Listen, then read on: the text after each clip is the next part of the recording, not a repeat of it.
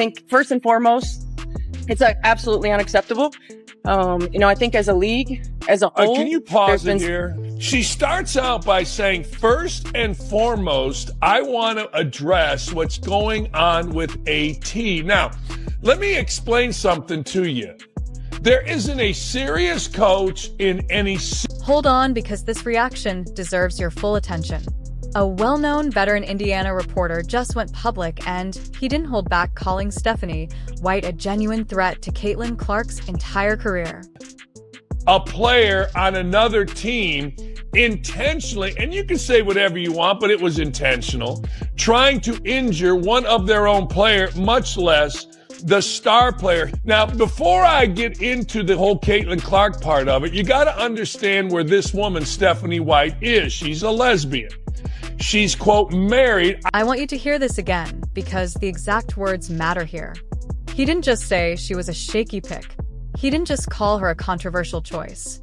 No, he came right out and used the word threat to describe what she means for the biggest star this sport has ever seen. The fever. Obviously, everybody with half a brain would understand that you shouldn't go online, make racist, sexist, homophobic, misogynist comments.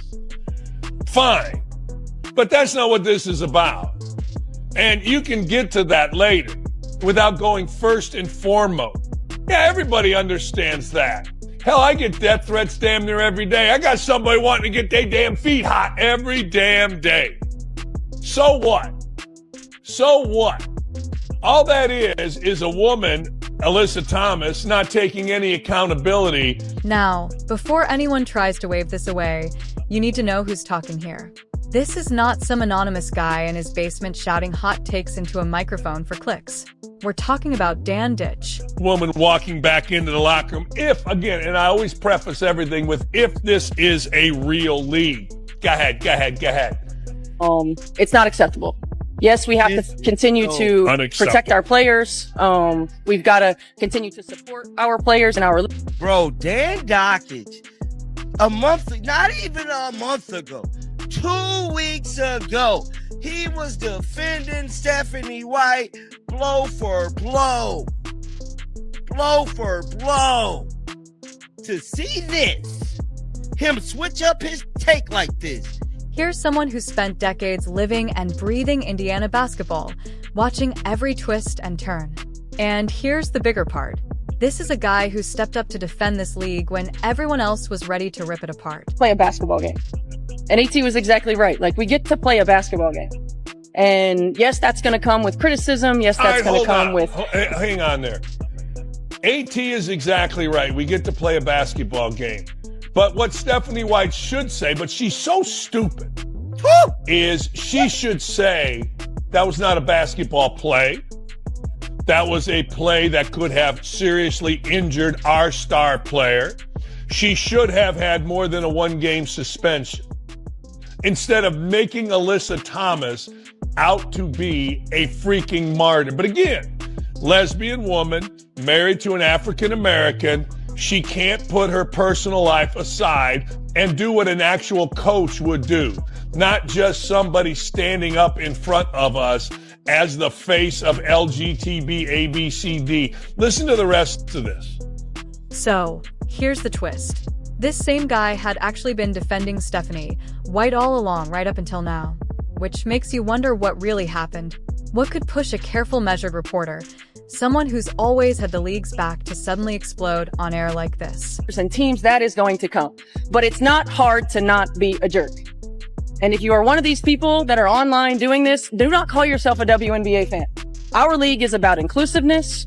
Our league is about competition. Our league is about elevating women, elevating marginalized communities, including and being inclusive of... Hang on. So that's what I'm saying. Our league, competition is kind of in the middle of it. That's what your league is about. Your league is about elevating marginalized communities. So you've said exactly what I have said. This league is run for and by lesbians, angry African-American lesbians. If you want to go to a marginalized community, there's your number one. Picture this moment first, because it's the spark that lit everything on fire. A clip starts playing, and in it, you hear someone casually ask if she's even married. That's it. That's the moment that kicked off this entire storm. Because right before that clip, we saw something brutal. Alyssa Thomas throwing a vicious, completely unnecessary shot at Caitlin Clark's throat. Live in front of everyone, sending the entire basketball world into a frenzy. And what did the league do about it? A one-game suspension. That's the whole punishment. But here's the part that really makes your jaw drop. Stephanie White, the head coach of the Indiana Fever, the one person whose entire job is supposed to be protecting her franchise player, didn't rush to defend Clark. Instead, her very first move was standing up in public to defend the player who had just physically hurt her own star. Stop and really sit with that for a second. Your best player, the face of your entire franchise, gets hit with something everyone agrees has nothing to do with basketball. And your response as the leader is to walk to the podium and start talking about inclusivity and online negativity. That's not just strange, that's stunning. Now, here's where things get uncomfortable because the reporter breaking this down. A well-known Indiana basketball voice brought up something personal. He mentioned Stephanie White's relationship with Lisa Salters, the respected ESPN reporter. But before you assume the worst, understand this isn't about attacking anyone for who they love. That's not the point at all. The real question being asked is about leadership and fairness. When you're coaching the single biggest star women's basketball has ever seen, can you really let personal relationships and loyalties cloud your judgment? Because based on how this whole thing played out, it sure looks like that's exactly what happened. Think about the bigger picture here. On one side, you have Alyssa Thomas, a prominent figure within the league's community. On the other, Stephanie White, married to a well-known figure in mainstream sports media. Those overlapping worlds are hard to ignore. So, when White steps up to the microphone and her first instinct is to defend Thomas while pivoting straight into a lecture about inclusivity, you have to wonder what message that sends. What does it tell her own locker room? And more importantly, what does it tell Caitlin Clark, the rookie who just took a hit to the throat on national television? The reporter isn't wrong when he says no serious coach in any serious league would ever handle a moment like this the way she did. Now, flip the script for a second. Imagine if this happened in the NBA. Imagine LeBron James takes a dirty, obviously intentional fall and his own coach's first public comment is defending the guy who hit him while complaining about internet trolls. That story doesn't just make headlines. It becomes the only story in sports for a week. That coach is unemployed by morning. But somehow in the WNBA, a moment exactly like this gets treated like just another Tuesday. And then comes the quote that really set everything off. Stephanie White actually said on record that the league is about lifting up marginalized communities first and competition second. Read that again. Not building the best basketball product, not protecting star players, not chasing championships, lifting up communities first. That's when the reporter finally said out loud what a lot of fans have quietly been thinking for years. That this league sometimes feels less like a competitive sports organization and more like a platform pushing a specific message. Now, you can debate his tone all day long, but the actual question underneath it, that one's fair. When a head coach openly puts social messaging ahead of defending her own player after a violent on-court incident, what else are people supposed to think about where her priorities actually sit?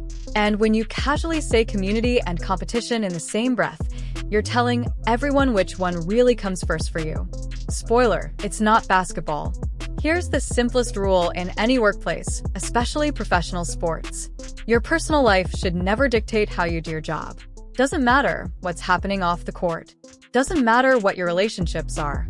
It doesn't matter which community you belong to outside of work. When you're the head coach for the most important player this sport has ever produced, and she gets attacked on the floor, your job is simple. Defend her. Demand accountability. Send a clear message that this will not be tolerated. Stephanie White had that defining moment, and she completely missed it. And this isn't some one-time slip either. This same league completely snubbed Clark during All-Star voting despite her single-handedly pulling in record-breaking numbers of viewers. Official league accounts have repeatedly downplayed her achievements while pushing attention toward other veteran players instead. It's a pattern treating their biggest draw, their ticket to real mainstream growth, like a problem to be managed instead of a star to be celebrated. And let's talk about the death threats excuse, because it's wearing thin fast. Yes, public figures get threats. That's a horrible reality of fame today, but you don't get to use that as a shield to dodge accountability for your own actions. Alyssa Thomas didn't start getting backlash out of nowhere. She got it because she threw a violent non-basketball hit at the most popular player in the league on live television. That's not randomness, that's cause and effect. Now watch how Stephanie White tries to spin this whole narrative. She stands at the podium and claims outsiders are using the league to push their own toxic agendas. But ask yourself, who's actually being divisive here? Is it the millions of fans furious that their favorite player got hurt and the punishment was a joke? Or is it the coach using a violent incident as a stage to lecture people while hinting that anyone upset is secretly prejudiced instead of just admitting what the video clearly shows? This right here is the real problem killing the league's credibility. They want massive ratings. They want the sponsorships. They want the media spotlight that comes with having a true generational superstar. But at the same time, they want total control over the narrative, and they shut down any criticism by calling it hate. You simply cannot have both. And here's what makes this moment so significant. The reporter calling this out isn't some random internet voice. He's a respected figure who has covered Indiana basketball for decades. He is not a troll looking for clicks. And just 2 weeks before this, he was actually defending Stephanie White on air. Now he's calling her out by name and openly questioning whether league leadership even cares about the actual sport anymore. That's not a small shift. That's a massive warning sign. Because when you start losing people who genuinely wanted this league to succeed, you know something has gone seriously wrong. Through all of this, remember Caitlin Clark never asked for any part of this drama. She just wants to play basketball. Instead, she's become the unwilling center of every cultural fight this league has been quietly having for years. It's obvious the league's old guard resents her overwhelming popularity. They resent that a player from a small-town college background became the one to finally break through to mainstream America. And they seem to resent that millions of her new fans don't care about the league's messaging. They just want to watch great basketball. So instead of embracing that opportunity and building around their biggest star, the people in charge keep finding new ways to work against her. And this is what makes the whole situation even worse for White personally. When she stood at that podium and said her first priority was addressing what happened with it, that wasn't a slip of the tongue, that was a decision. In that moment, she chose to paint Alyssa Thomas as the victim of the story. While brushing aside the rookie who actually took the hit, she framed the entire controversy as being about online negativity, ignoring that it started with a violent play that deserved a much harsher punishment.